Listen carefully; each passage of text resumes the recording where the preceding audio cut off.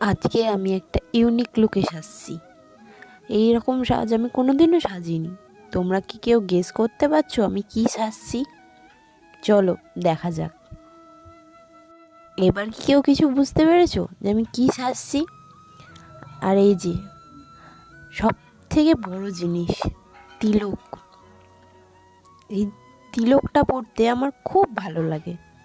আমি first time এরকম কোনো লুক সাজছি, সে যে মঞ্চে প্রোগ্রাম করব।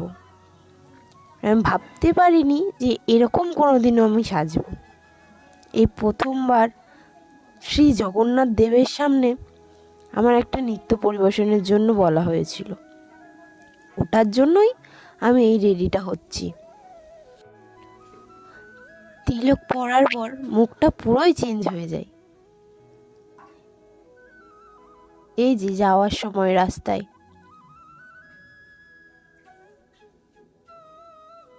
আমার নাচটা তো আগেই দেখে নিয়েছো তোমরা। এই যে প্রোগ্রাম শেষ হয়ে যাওয়ার পর প্রভুর ভোগ সবাই খাচ্ছিলাম, ওটাই দেখাচ্ছিলাম। আর আমার দিদিকে দেখো, এই যে তোমাদের সবাইকে বলছে খাও।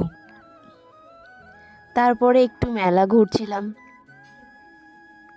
আমার গলার আওয়াজটা সবাই ইগনোর করো, ঠান্ডা লেগে আমার গলা পুরো বসে গেছে। এবার বাড়ি চলে আসার পর সব কিছু চেঞ্জ করে বসেছিলাম।